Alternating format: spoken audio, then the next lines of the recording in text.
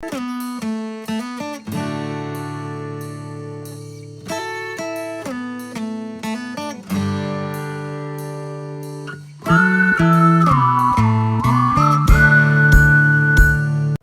हिंद बच्चों, PRS the future academy के digital platform पे आप सभी का हार्दिक स्वागत है। और आज हम लोग जो पढ़ेंगे वो जो आपकी प्रश्नावली 6.5 है उसको सॉल्व करने के लिए जो थ्योरम यूज करेंगे हम लोग, उसी के बारे में हम लोग पढ़ेंगे। स्पेशली जो एक्सरसाइज 6.5 है इसमें आपको 3 थ्योरम पढ़नी है, 3 थ्योरम पढ़नी है।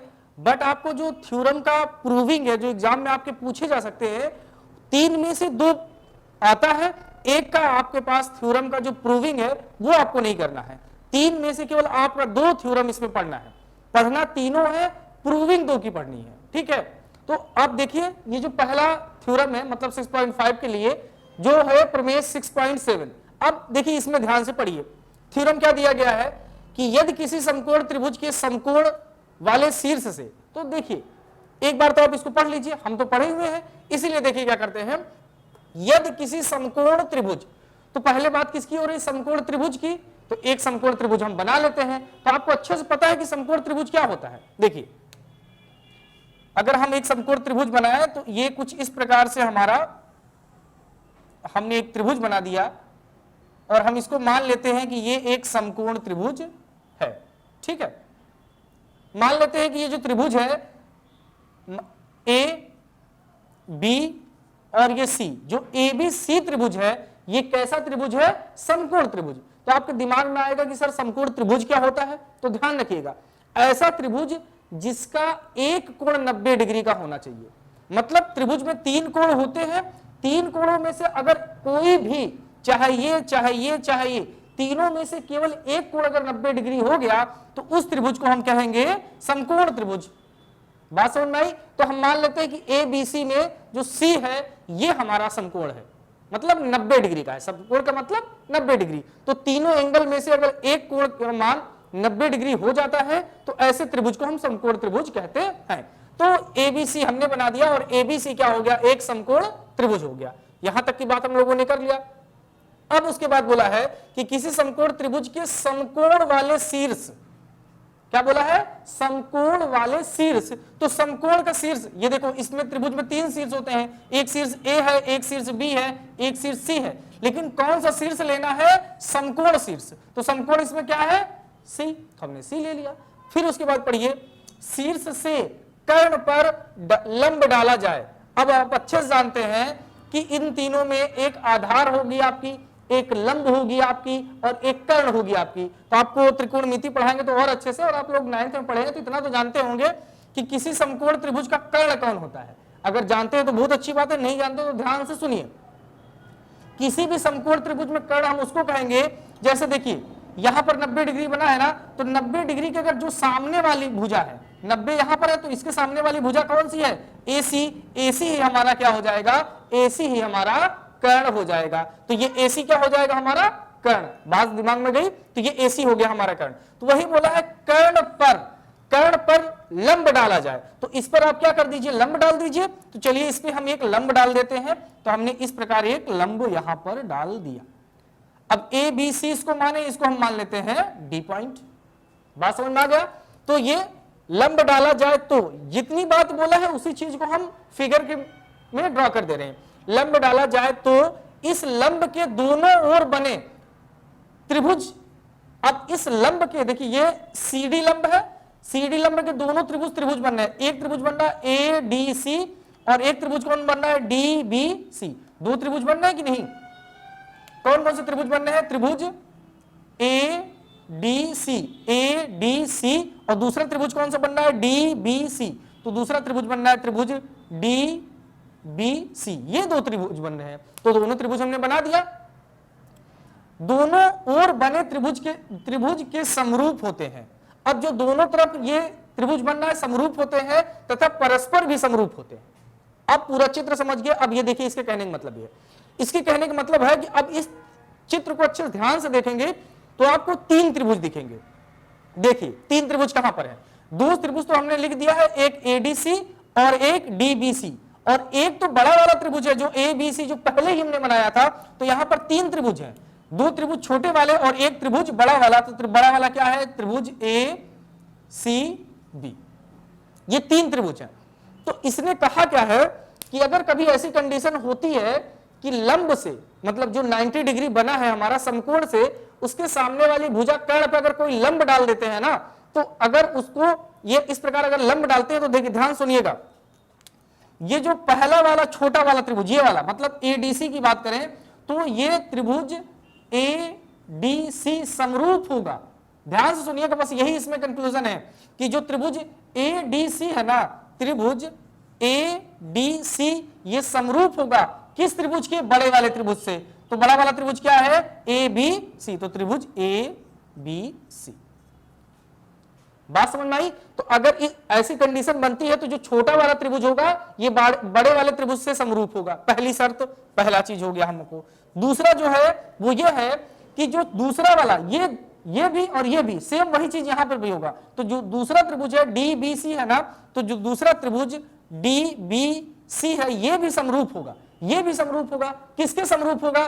फिर ए बी सी, बड़े वाले त्रिभुज के, त्रिभुज ए बी सी के। यही चीज तो बोला है कि समकोण वाले शीर्ष से कर्ण पर लंब डाला जाए तो इस लंब के दोनों ओर बने त्रिभुज के समरूप होगा। मतलब जो एबीसी है ये दोनों ओर बने त्रिभुज के समरूप होगा, तथा परस्पर भी समरूप होते हैं। परस्पर भी समरूप का मतलब यह है कि ये दोनों जो छोटे वाले हैं ना, ये भी आपस में समरूप होते हैं। मतलब दोनों छोटे वाले बड़े वाले के तो समरूप होते ही होते हैं, साथ में ये आपस में भी क्या होते हैं? समरूप होते हैं। तो इस चीज को भी हम लिख देते हैं।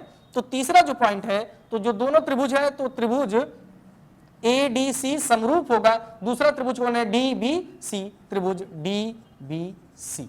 ये पहली थ्योरम है जिसकी प्रूविंग नहीं है, बस आपको इतने ये जो पॉइंट मैंने बताया है इस पॉइंट को आपको दिमाग में रखना है, इसकी प्रूविंग नहीं है, केवल आपको इतना अपने दिमाग में रखना है। तो उम्मीद है इसको समझ में आई होगी। अब स्क्रीनशॉट लेना हो तो ले लीजिए। अब जो मेन थ्योरम है उसकी हम बात करते हैं। स्क्रीनशॉट ले लीजिए, फिर हम लोग आगे देखते हैं।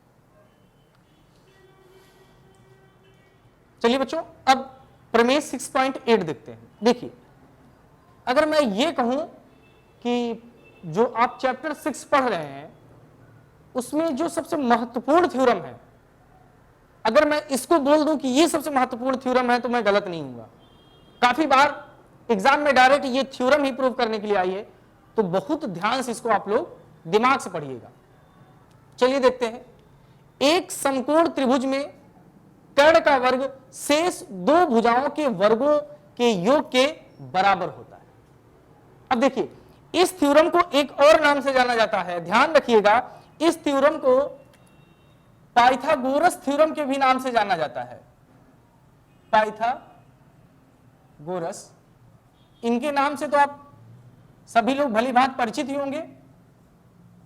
तो इस थ्योरम को पाइथागोरस प्रमेय भी आप कह सकते हैं शॉर्ट फॉर्म में। तो देखिए, इस थ्योरम में है क्या कि एक समकोण त्रिभुज, सबसे पहले समकोण त्रिभुज बोला है तो आप एक समकोण त्रिभुज बना लीजिए। तो चलिए हम एक समकोण त्रिभुज बना लेते हैं। अब देखिए, समकोण त्रिभुज हम इस बार कुछ अलग बनाने की कोशिश करते हैं। मतलब ये देखिए, एक ऐसे बना रहे हैं, एक यहां पर ऐसे लाइन ड्रॉ कर रहे हैं, ऐसे बना रहे हैं। यहां पर ये वाले पॉइंट पर हम क्या कर रहे हैं? 90 डिग्री बना रहे हैं। ये जो हमारा पॉइंट है यहां पर 90 डिग्री बना रहे हैं। तो इसको एक ये मान लीजिए, ये A है और ये B है और ये C है। ये A B C ये हमारा एक समकोण त्रिभुज बन गया। तो एक समकोण त्रिभुज हमने बना लिया। देन उसके बाद क्या बोला है कि कर्ण का वर्ग शेष दो भुजाओं के वर्गों के योग के बराबर होता है। अब जाहिर सी बात है, एक समकोण त्रिभुज बनाया है हमने, एक समकोण त्रिभुज ABC बनाया और हमने मान लिया कि जो A है, जो पॉइंट मतलब जो बिंदु A है वो 90 डिग्री है। मतलब ये आधार और ये लंब, मतलब ये क्या है? 90 डिग्री बना दिया। बात समझ में आ गया? तो इसने यही बोला है त्रिभुज में जो कर्ण का वर्ग है। अब जाहिर सी बात भैया, इसमें बोला है कि जो कर्ण का वर्ग है वो शेष दोनों भुजाओं के वर्गों के योगफल के बराबर होता है। और यही तो पाइथागोरस की प्रमेय है ना कि कर्ण का वर्ग बराबर होता है लंब का वर्ग प्लस आधार के वर्ग के। तो ये कर्ण का वर्ग तो बोल दिया, अब ये दोनों भुजाएं बोल दिया, शेष दोनों भुजाओं के वर्गों के योग। तो दोनों भुजाएं कौन होती है? त्रिभुज में 3 भुजाएं तो होती है, एक तो बोल दिया है कर्ण, दूसरा बच कौन रही है, लंब और आधार, तो उनका स्क्वायर, मतलब एक ढंग से ये बोला है कि जो AC है, अब इसके सामने वाली भुजा कर्ण होती है, तो जो BC का स्क्वायर है वो AB का स्क्वायर और प्लस क्या है, AC का स्क्वायर, ये हमको बताना है, ठीक है, ये हमको प्रूव करके दिखा देना है। तो पहली चीज जो हमको दिया गया है उसको हम लिख लेते हैं, ठीक है, तो इसको हम जो दिया है उसको लिख लेते हैं। पहले दिया है, क्या दिया है हमारे पास, दिया गया है त्रिभुज ABC, या ऐसे बोलते हैं समकोण त्रिभुज ABC, समकोण त्रिभुज ABC, ये हमको दिया है समकोण त्रिभुज ABC, ठीक है, जिसका B कोण, जिसका कौन 90 डिग्री, A कोण 90 डिग्री है ना, जिसका कोण A बराबर 90 डिग्री, ये हम इतना लिख देंगे। बात समझ में आ गई, तो इतना हमने लिखा। उसके बाद जैसे आप अच्छे से जानते हैं कि जब हम थ्योरम प्रूव करते हैं तो थ्योरम प्रूव करने का तरीका हमारा यही होता है कि पहले जो दिया होता है उसको लिख देते हैं, फिर जो सिद्ध करना होता है उसको करते हैं। तो चलिए लिखते हैं, यहां पे सिद्ध करना है, सिद्ध करना है। अब देखिए सिद्ध क्या करना है, ध्यान से देखिए, सिद्ध जो करना है हमको वो सिद्ध करना है कि कर्ण का जो वर्ग होता है, मतलब यहां पर कर्ण क्या है भैया, यहां पे कर्ण देखिए BC कर्ण है ना, तो जो कर्ण का वर्ग होता है, जो BC का वर्ग होगा वो बराबर होगा दोनों भुजाओं, और दोनों भुजाएं क्या है, एक भुजा AB है और एक भुजा क्या है AC, और इन दोनों का वर्ग, ये हमको सिद्ध करना है। बात समझ में आ गई, इतना पॉइंट। अब इसमें कंस्ट्रक्शन भी करना होता है, रचना भी हमको करनी होती है, तो अब हम रचना कर देंगे। तो इसमें रचना का एक पॉइंट लिख लेते हैं, रचना। रचना क्या करनी है, रचना में आप क्या करिए कि बिंदु जो पॉइंट A है, A से लंब डाल दीजिए किस पे, कर्ण पे। अभी इससे पहले जो हमने एक थ्योरम आपको 6.7 पढ़ाई है, यही तो बताया है कि जो समकोण होता है वहां से लंब डाल देंगे तो ये दोनों त्रिभुज आपस में क्या हो जाएंगे, समरूप हो जाएंगे, और ये बड़े वाले त्रिभुज के भी क्या हो जाएगा, समरूप हो जाएगा। तो ये इस बिंदु को मान लेते हैं हम D। बात समझ में आ गया। तो अब ये देखिए, अभी हमने एक थ्योरम पढ़ी है, कौन सी थ्योरम पढ़ी है, 6.7। उसमें यह है कि जो मतलब जो दोनों त्रिभुज हैं, जो छोटे वाले दोनों त्रिभुज हैं, ये बड़े वाले त्रिभुज के समरूप होते हैं, साथ ही साथ ये आपस में भी क्या होते हैं, समरूप होते हैं। बात समझ में आई। तो हमको ये प्रूव करना है, तो देखिए कैसे करेंगे। रचना पहले लिख दिया, तो रचना को लिख दीजिए थोड़ा सा।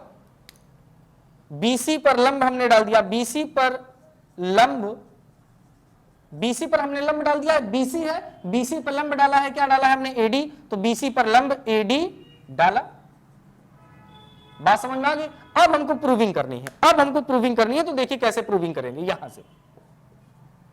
अब यहां पर देखिए, हम सबसे पहले हम जानते हैं दो त्रिभुज ले लेते हैं। तो देखिए एक त्रिभुज हम ले सकते हैं ABC, बड़ा वाला जो त्रिभुज है, लेकिन बड़ा वाला जो ABC त्रिभुज है, जो एंगल है ना, जो 90 डिग्री बनना है उसको हम बीच में रखते हैं। तो 90 डिग्री देखिए कहां पे बनना है, यहां पर बनना है, तो इसको हम बीच में लिखते हैं। हम लिख देते हैं BAC, ये त्रिभुज हम ले लेते हैं, त्रिभुज BAC। देखिए अभी तो इसको आप ऐसे देख लीजिए, जब हम आपको क्वेश्चन इसका कराएंगे तो ये जो त्रिभुज हम लिखते हैं ना, यही बहुत महत्वपूर्ण होता है। या तो बस समझ लीजिए थोड़ा सा। त्रिभुज ले लेंगे BAC, जो 90 डिग्री है, इसको बीच में रखेंगे। अब देखिए एक बार इस त्रिभुज को लेना है, एक बार इस त्रिभुज को लेना है, तो बारी बारी से लेना है, तो चाहे हम जिसको ले लेते हैं, तो पहले हम इसको ले लेते हैं, पहले हम इस त्रिभुज को ले लेते हैं। हमने ले लिया है मतलब BAC लिया है, तो अब इस त्रिभुज में आप BDA, बात समझ में आई, कौन सा ले रहे हैं, BDA। तो त्रिभुज BDA में, बात समझ में आ गई। तो त्रिभुज BAC तथा त्रिभुज BDA में, अब त्रिभुज ये BDA हमने ले लिया है और AB मतलब BAC ले लिया है, ये हो गया। तो अब देखिए यहां पर त्रिभुज BAC तथा ये दोनों त्रिभुज हो गए। अब देखिए ये दोनों त्रिभुज, अभी आपने एक थ्योरम पढ़ी है 6.7, उससे आप कह सकते हैं कि ये दोनों त्रिभुज कैसे हैं, समरूप हैं। हम यहां पे लिख देंगे त्रिभुज BAC तथा त्रिभुज BDA यहां पे तथा हटा के ये समरूप है ना, तो समरूप का साइन लगा दीजिए। त्रिभुज BAC और समरूप होगा त्रिभुज किसके, BDA के। अब आप इस थ्योरम को जैसे बता रहे हैं बस वैसे ही अपने दिमाग में रखिएगा। क्वेश्चन बताएंगे तो ये त्रिभुज को हम कैसे सेट करेंगे वो ही बता देंगे, थोड़ा सा वेट करिए। अब ध्यान से रखिए दीजिएगा, अब आप लिखेंगे कैसे उसको बड़े ध्यान से देखिए।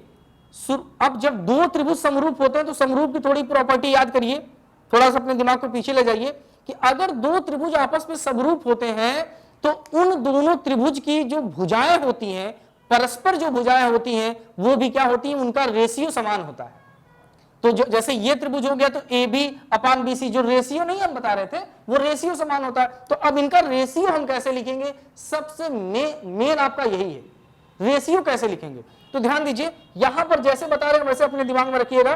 क्वेश्चन जब इसका हम कराएंगे तो आपको एक ट्रिक बताएंगे। तो देखिए यहां पर ध्यान दीजिए, इसका रेशियो लिखने के लिए पहले इन दो फिर इन दो को लीजिए।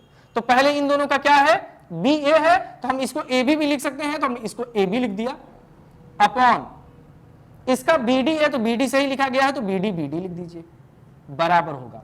ध्यान से समझिएगा, पहली दो भुजाएं अपॉन इसकी पहली दो भुजाएं, हो गया।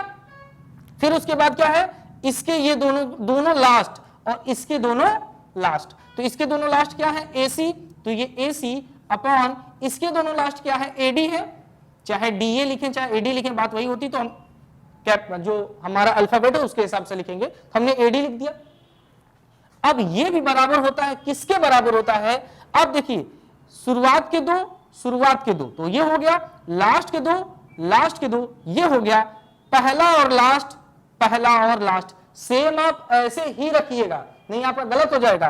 पहला और लास्ट तो BC होगा, तो ये BC और इसका पहला और लास्ट क्या है, BA है, तो BA को हम क्या लिख दें, हम AB भी लिख सकते हैं, तो हमने AB लिख दिया।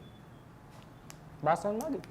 अब इन तीनों को अगर ध्यान से हम देखें तो कुछ निष्कर्ष निकाल सकते हैं। क्या निष्कर्ष निकाल सकते हैं, क्योंकि देखिए BC का स्क्वायर लाना है, AB का स्क्वायर लाना है, AC का स्क्वायर लाना है। तो यहां पर देखिए यहां भी AB है, यहां भी AB है, क्योंकि ये तीनों आपस में बराबर है, तो ये इसके बराबर में ये हो सकता है कि नहीं।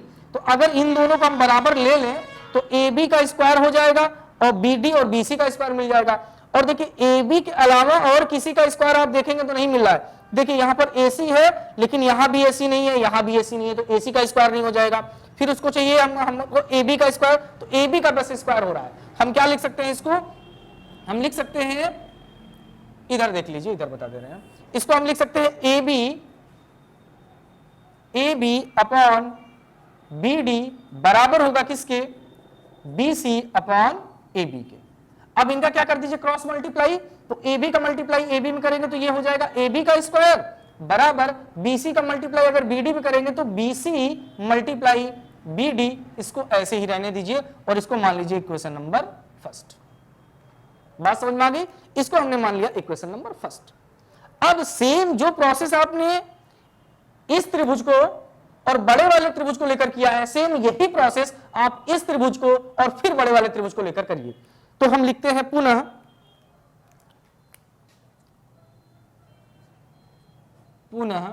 कौन सा त्रिभुज ले रहे हैं, त्रिभुज हमने लिया है BAC, तो त्रिभुज BAC तथा अब यहां पर कौन सा त्रिभुज लेंगे, देखिए ध्यान से रखिए, त्रिभुज इसमें लेंगे ADC, तो त्रिभुज ADC में अब ये दोनों त्रिभुज में समरूप होंगे। कहां से, अब देखिए ये समरूप हमने लिखा था ना, तो यहां पर रीजन भी देंगे, तो प्रमेय 6.7 से, ये प्रमेय 6.7 से हमने इसको प्रूव किया है। तो आप एग्जाम में ना लिख दीजिएगा कि प्रमेय 6.7 से हम जानते हैं कि ये दोनों समरूप होते हैं ना, इसका आपको स्टेटमेंट याद रखना होगा, क्योंकि जब वहां पर आएगा तो आपको पूरा का पूरा स्टेटमेंट लिखना होगा जैसे आपके बुक में दिया गया है। तो आपके दिमाग में आएगा तो क्या सर इसको रटना पड़ेगा, हाँ रटना पड़ेगा, रट लीजिएगा, ध्यान में रखिएगा इसको। तो ये दोनों त्रिभुज, तो ये दोनों त्रिभुज भी आपस में समरूप हो जाएंगे, तो लिखेंगे त्रिभुज BAC समरूप होगा त्रिभुज ADC के। ये कहां से समरूप होगा भाई साहब, तो ये भी समरूप होगा प्रमेय 6.7 से। तो यहां भी लिखिएगा, यहां भी लिखिएगा। बात समझ में आ गई। अब देखिए इसको जरा सॉल्व करिए, सेम वही प्रोसेस जो हमने यहां पर बताया था। कि पहली दो भुजाएं पहले मतलब पहले दो बाद के पहले दो, तो बी ए, तो बी ए को हम बी ए तो लिखते नहीं है, इसको हम ए बी लिखते हैं, तो ए बी अपॉन क्या लिख सकते हैं, ए डी। बात समझ में आया? ज्यादा नीचे हो रहा है क्या? एक सेकंड हम उधर लिख देते हैं, चलिए हम इधर देखते हैं, यहां पे देखिए ध्यान से। अब ये बी ए, तो इसको हम ए बी लिख सकते हैं, तो ये ए बी, इसके पहले दो और इसके पहले दो, तो इसके पहले दो क्या है, एडी है, तो ये एडी हो जाएगा, बराबर क्या हो जाएगा, इसके पहले दो हो गए हैं, अब लास्ट के दो, तो इसके लास्ट के दो एसी है, तो एसी हो जाएगा, और इसका लास्ट का दो क्या हो जाएगा, सीडी, तो ये सीडी हो जाएगा, बराबर। अब पहले और लास्ट इसका होता है, पहला और लास्ट फिर इसका, तो इसका बीसी हो जाएगा, तो ये बीसी, और अपॉन में ये क्या हो जाएगा, एसी, तो ये एसी। अब इसको ध्यान से देखिए, कोई ऐसा है जिसका स्क्वायर हो जाए, तो देखो अगर इसको ले एसी और एसी को ले लेंगे तो एसी का स्क्वायर मिल जाएगा, तो इसको वाले को छोड़ देंगे, जैसे यहां पर हमने बीच वाले को छोड़ दिया था, इन दोनों को साथ में लिखा था, वैसे यहां पर हम पहले वाले को छोड़ देंगे और इन दोनों को साथ में लिखेंगे। तो हम इन दोनों को साथ में क्या डायरेक्ट भी कर सकते हैं, तो एसी का मल्टीप्लाई एसी में करेंगे तो एसी का स्क्वायर बराबर ये बीसी मल्टीप्लाई सीडी हो जाएगा, और इसको मान लेंगे इक्वेशन नंबर 2। बात समझ में आ गई? अब देखिए इक्वेशन नंबर 2 आ गई, तो अब यहां पे देखिए ध्यान से, अब समीकरण 1 और 2 को देखिए ध्यान से, समीकरण 1 यहां पर है, समीकरण 2 यहां पर है, दोनों समीकरण को अगर देख रहे हैं तो ये ए बी का स्क्वायर और ये ए सी का स्क्वायर बराबर है किसके, बी सी का स्क्वायर, और ये, तो समीकरण 1 और 2 दोनों को जोड़ दें, तो समीकरण 1 व 2 को जोड़ने पर, तो समीकरण 1 व समीकरण 2 को जोड़ने पर, क्योंकि देखिए यहां पर ए बी का स्क्वायर हम चाहिए और ए सी का स्क्वायर चाहिए, तो जब समीकरण इसको और इसको जोड़ेंगे तभी तो ये ए बी का स्क्वायर और ए सी का स्क्वायर आएगा, तो ये पक्ष मिल जाएगा, फिर ये तो बनाना पड़ेगा, तो बना लेंगे, तो इसीलिए हम इसको और इसको दोनों को क्या कर रहे हैं, ऐड कर रहे हैं, तो कर देते हैं हम ऐड। तो देखिए जब कभी भी दो इक्वेशन आपस में ऐड होते हैं तो बायां पक्ष बाएं पक्ष के साथ जुड़ता है, दायां पक्ष दाएं पक्ष के साथ जुड़ता है, तो देखिए एसी का जो स्क्वायर है वो इसके साथ जुड़ेगा, तो ये हो जाएगा एसी का स्क्वायर प्लस किसके, एसी का स्क्वायर प्लस ए बी का स्क्वायर। बात समझ में आ गई? एसी का स्क्वायर प्लस ए बी का स्क्वायर, अगर आपको दिखेगा नहीं तो हम ये बराबर पे यहां पे लिख दे रहे हैं, नीचे पे एक साइड देखिए यहां पर हमने लिख दिया एसी का स्क्वायर प्लस ए बी का स्क्वायर बराबर, यहां पे लिखना चाहिए लेकिन इधर आपको दिखेगा नहीं इसलिए यहां पे लिख रहे हैं बराबर। अब देखिए एसी वाला क्या है, बीसी, तो BC multiply C D plus BC multiply C D plus, अब इसको वाले को ऐड कर दीजिए, तो बीसी मल्टीप्लाई बी डी, तो बीसी मल्टीप्लाई क्या हो जाएगा, बी डी, तो बी डी। अब देखिए ये तो यही रहेगा, इसमें तो कोई चीज होगा नहीं क्योंकि ये हमको मिल गया, बस इसी को थोड़ा सा सॉल्व कर लीजिए। बच्चा अगर ध्यान से देखोगे इसको, तो बीसी यहां भी है, बीसी यहां भी है, तो बीसी हम कॉमन कर लेंगे, तो बीसी हमने कॉमन कर लिया, बच क्या रहा है, कॉमन करेंगे तो यहां पर सी डी बच रहा है, प्लस का साइन है प्लस लगाइए, और यहां पर क्या बच रहा है, बी डी बच रहा है, बी डी बच रहा है।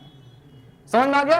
अब देखिए ये तो बीसी का बीसी ही रहेगा, लेकिन अगर इसको ध्यान से देखिए तो बीडी प्लस सीडी यहां से लेकर यहां तक है, और बीडी कहां से है, बीडी यहां से लेकर यहां तक है, तो अगर इन मतलब जो सीडी और प्लस बीडी है ये पूरा बीसी ही तो है, क्योंकि बीसी को दो पार्ट में हम तोड़ सकते हैं, कैसे, सीडी और प्लस बीडी, और वही सीडी प्लस बीडी लिखा है, तो जहां पर सीडी प्लस बीडी लिखा है इसकी जगह पे पूरी जगह हम बीसी लिख सकते हैं, बिल्कुल लिख सकते हैं, तो बीसी हो गया। तो अब इसको सॉल्व करेंगे तो बीसी का मल्टीप्लाई अगर बीसी में करेंगे तो बीसी का स्क्वायर, तो लास्ट में बन क्या जाएगा, देखो एक पक्ष हमारा ये पहले से आ चुका है, तो ये हो जाएगा एसी का स्क्वायर प्लस ए बी का स्क्वायर बराबर किसके हो जाएगा, बीसी के स्क्वायर के। और बच्चा यही हमको प्रूव करना था, बात समझ गई, यही प्रूव करना था, बहुत ही इंपॉर्टेंट प्रमेय है, इसलिए इसको ध्यान से आप दिमाग में रखिएगा।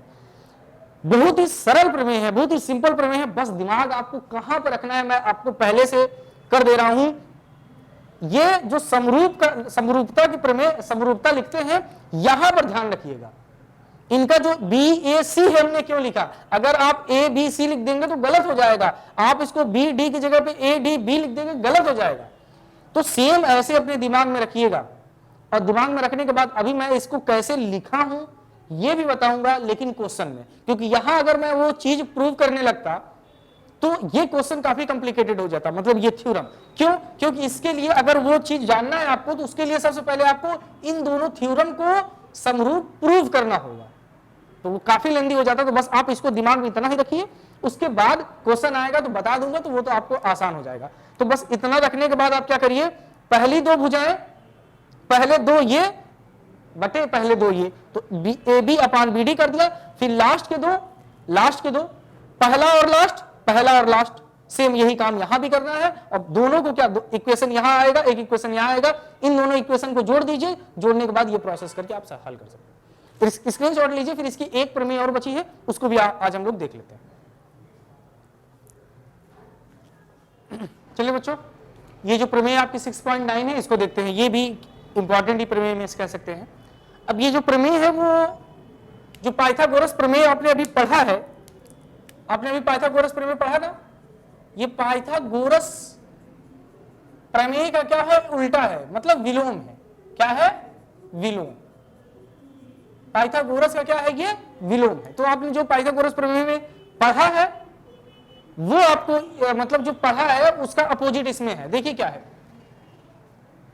यदि किसी त्रिभुज की एक भुजा का वर्ग अन्य दो भुजाओं के वर्गों के योग के बराबर हो तो पहली भुजा का सम्मुख कोण क्या होता है, बराबर होता है। मतलब सम्मुख कोण समकोण होता है, बराबर नहीं समकोण होता है। तो ध्यान से, यदि किसी त्रिभुज की एक भुजा का वर्ग, अब इसमें कैसा त्रिभुज आपको बनाना है, केवल त्रिभुज बनाना है, कैसा त्रिभुज बनाना है ये हमको नहीं बताया है। लेकिन हम जो बनाएंगे, हम ऐसा त्रिभुज बनाएंगे जो समकोण की तरह दिखे। क्यों? आप पूछेंगे सर जब बोला ही नहीं है समकोण, हम बनाएंगे क्यों? इसलिए बच्चा, क्योंकि जब इसको आगे हम पढ़ेंगे तो हमको पता चल रहा है कि यह जो प्रूव करना है वो समकोण त्रिभुज ही प्रूव करना है। तो जो डायग्राम बनाएंगे ना वो समकोण त्रिभुज की तरह बनाएंगे। तो हमने एक त्रिभुज बना दिया, ये देखिए हमने एक त्रिभुज बना दिया, एक समकोण त्रिभुज। बात समझ में आया? ये हमने बना दिया एक समकोण त्रिभुज। और समकोण त्रिभुज नहीं बनाया, हमने बनाया है एक त्रिभुज, नॉर्मल ही त्रिभुज बनाया है।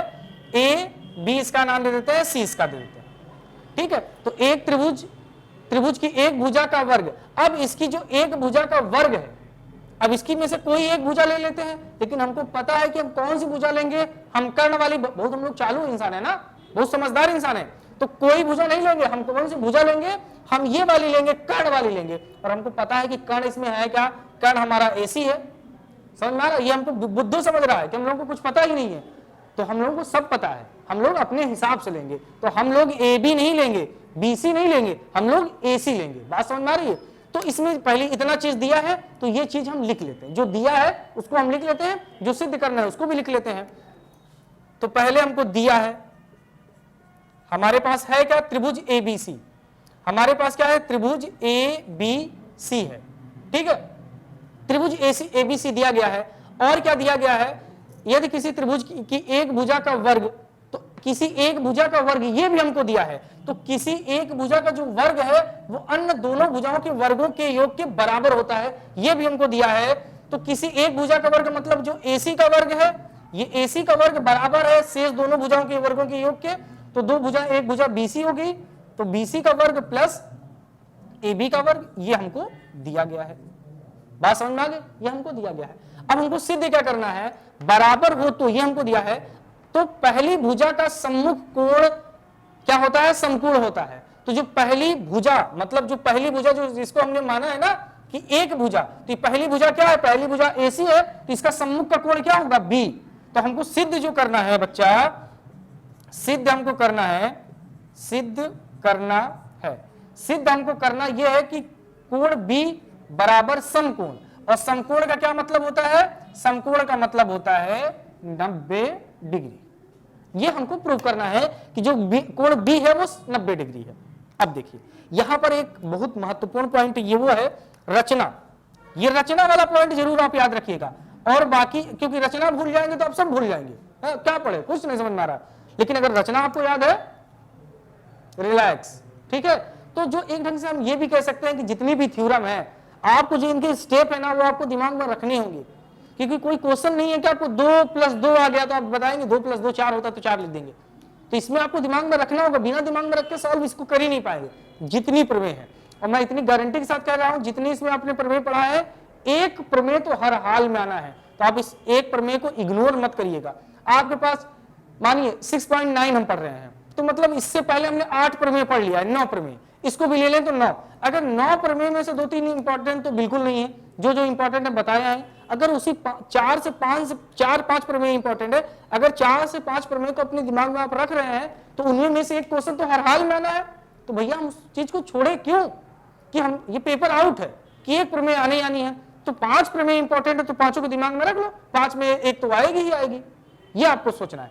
लास्ट में हम आपको इंपॉर्टेंट प्रमेय भी बता देंगे, 2-3 प्रमेय, लेकिन अभी देखिए तो रचना जो करना है, इसी का आप डुप्लीकेट एक त्रिभुज और बना दीजिए। इसके डुप्लीकेट का क्या मतलब है, जैसे ये है, जैसे इसका चेहरा है वैसे ही इसका भी चेहरा आप बना दीजिए सारा, लेकिन हमने रंग इसका बदल दिया, इसका ब्लैक है इसका रेड कर दिया है, रंग बदल दिए लेकिन चेहरा देखिए वैसा ही है।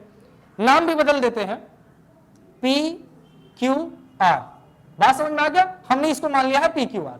अब इसको हम ये माने हैं कि ये जो हमारा PQR है ये हमारा समकोण है, इसको हम मान रहे हैं। रचना करें तो मान लेते हैं कि यहां पे रचना में क्या लिख देंगे हम, रचना में लिखेंगे कि त्रिभुज PQR एक समकोण त्रिभुज बनाया, और यह जरूर आप इंडिकेट कर दीजिएगा कि समकोण त्रिभुज में कौन सा कोण 90 डिग्री है, क्योंकि तीनों नहीं होते, कोई एक होता है जिसका कोण R 90 डिग्री ना, जिसका कोण R बराबर 90 डिग्री, ये जरूर आप लिख दीजिएगा। बात समझ में आ गई? तो यहां से आप देखिए ये इतना कर दीजिए। अब हम चलते हैं प्रूव की तरफ, अपने सिद्ध की तरफ, कि हमको सिद्ध जो करना है उसकी तरफ बढ़ते हैं। तो देखिए यहां पर एक आपको यहां से दे दिया गया है। अब अगर ये समकोण त्रिभुज है तो इसमें हम पाइथागोरस प्रमेय लगा सकते हैं, लगा सकते ही नहीं कि कोई भी जो समकोण त्रिभुज होता है उसमें पाइथागोरस प्रमेय लगा देंगे। तो जो त्रिभुज PQR है इसमें पाइथागोरस प्रमेय लगा दीजिए। तो त्रिभुज PQR में पाइथागोरस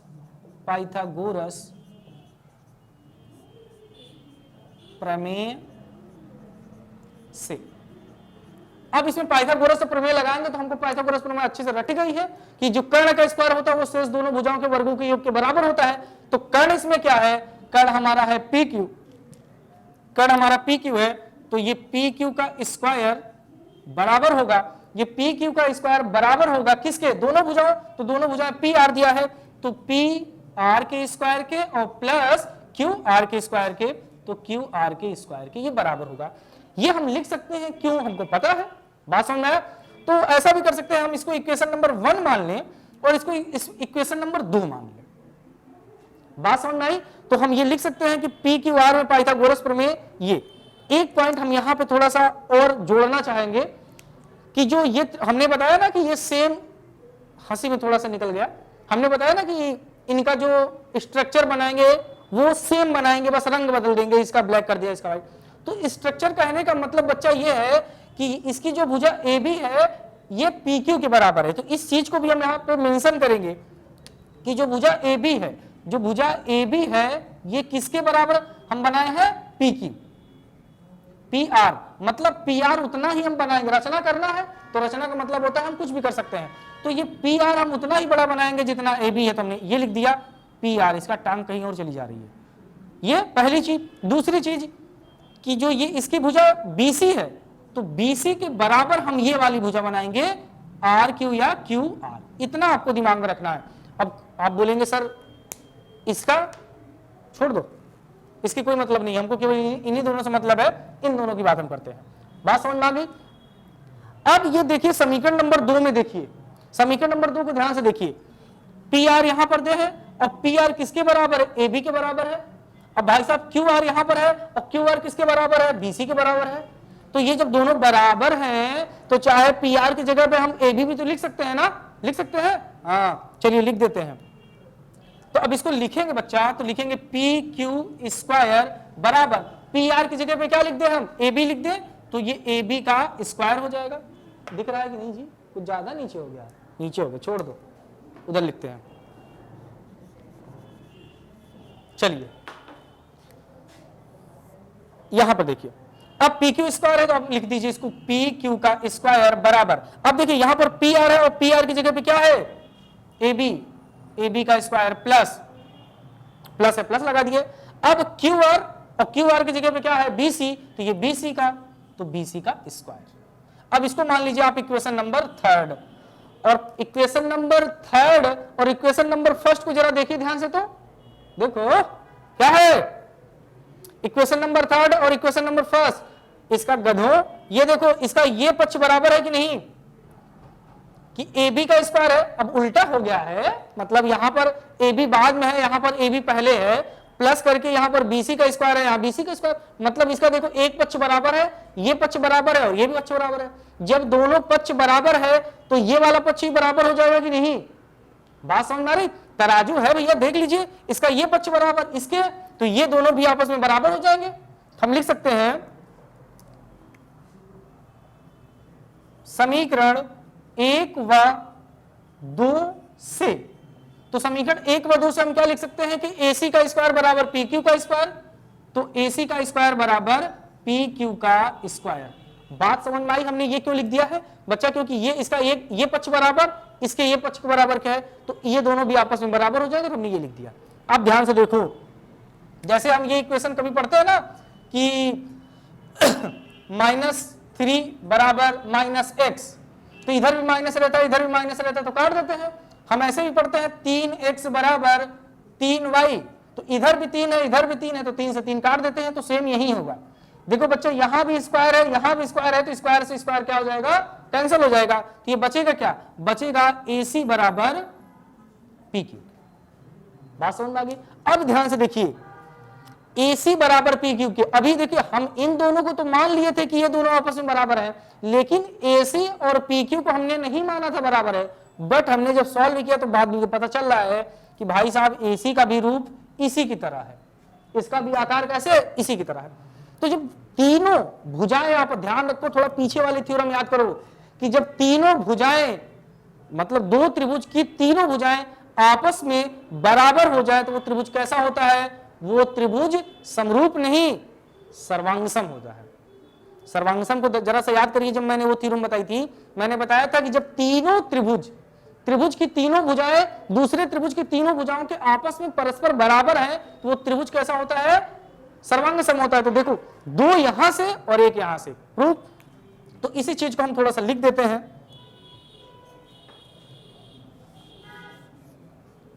पिछले वाले थ्योरम में मैंने देखा बाद में कि इधर आपका क्या हो गया है, उड़ गया है, तो इतना तो समझदार है आप लोग, कर लेंगे। तो चलिए मैं यहीं पर लिख देता हूं। देखिए यहां पर ये दिया गया, देखिए दो चीज तो हमको दिया है, ए बी बराबर है पी आर के और बी सी बराबर है क्यू आर के। ये हम कहां से मिला है, ये हमको रचना से मिला है। कहां से मिला है, रचना से मिला है। और ये हमारा कहां से दिया है, ए सी बराबर होगा पी क्यू के, इसको हमने क्या किया है, ज्ञात किया है। अब देखो तीनों अगर आपस इनकी भुजाएं बराबर है तो ये दोनों त्रिभुज कैसे होंगे, सर्वांगसम होंगे। तो लिख दीजिए, तो अतः त्रिभुज ए बी सी सर्वांगसम का देखो ये साइन होता है, ऐसे सांप तरह बना दीजिए और नीचे उसके क्या कर दीजिए, लाठी रख दीजिए, मतलब लाठी स्ट्रेट ही तो होती है, तो ये सांप और नीचे लाठी, समझ में आ गया। अब इसको ध्यान से देखिए, ये क्या है, पी क्यू आर है, तो इसको भी लिख दीजिए त्रिभुज पी क्यू आर। अब बच्चा ये दोनों त्रिभुज कैसे हैं, सर्वांगसम है, तो सीटी आपने पढ़ा था, तो वहां से अब क्या हो जाएगा, इसके तीनों एंगल भी आपस में एक दूसरे के क्या हो जाएंगे। जब दो त्रिभुज के सर्वांगसम हमने प्रूव कर दिया था तो हमने यही बताया था कि उसके संगत कोण भी आपस में क्या होते हैं, बराबर होते हैं। तो एंगल बी बराबर किसके हो जाएगा, एंगल आर के। हम ये लिख सकते हैं कि अतः एंगल बी बराबर, अब ना उधर ना दिखेगा तो हम यहां लिख देते हैं, एंगल बी बराबर एंगल आर के। ध्यान समझ में आया, एंगल बी बराबर एंगल आर के। और हम अभी एंगल आर को देखें, यहां पर क्या माने हैं, एंगल आर बराबर 90 डिग्री, तो यहां पर लिख देंगे एंगल बी बराबर 90 डिग्री। और यही बच्चा तो हमको सिद्ध करना था। देखिए सिद्ध क्या करना था, ये पॉइंट सिद्ध करना था कि कोण बी बराबर कितने डिग्री का होता है, 90 डिग्री का होगा। तो ये हमने प्रूव कर दिया। तो उम्मीद है कि ये सारे थ्योरम जो मैंने आज 3 थ्योरम स्पेशली 2 ही पढ़ाया, एक तो बस ऐसे नॉर्मल सा इंट्रोडक्शन था, आपको अच्छे से समझ में आई होगी। और पहली थ्योरम जो पाइथागोरस है वो तो बहुत ज्यादा इंपॉर्टेंट है, साथ में कभी कभी ये भी पूछी गई है। तो देखिए पाइथागोरस से सिंपल तो यही है, उसमें थोड़ा आपको त्रिभुज का एडजस्टमेंट करना है। इसमें बस एक चीज याद रखना है, चेहरा इन दोनों का, चेहरा सेम रहने दीजिएगा, रंग बदल सकते हैं आप लोग, लेकिन चेहरा मत बदलिएगा। समझ में आ गया? तो ये चीज है। तो आप कमेंट करके बताइएगा भी कि ये जो थ्योरम है आपको कब समझ में आ रही है कि नहीं समझ में आ रही है, हम आप लोगों के लिए और क्या कर सकते हैं। कुछ आप अपना भी ओपिनियन बताया करिए कि सर ये चीज जोड़ा जा सकता है, ये चीज घटाया जा सकता है, थोड़ा तेज पढ़ाया जा सकता है, थोड़ा स्लो पढ़ाया जा सकता है। तो ये आप जब बताएंगे तब हमको पता चलेगा। ठीक है, तो आज हम इतना ही रखते हैं। Thank you.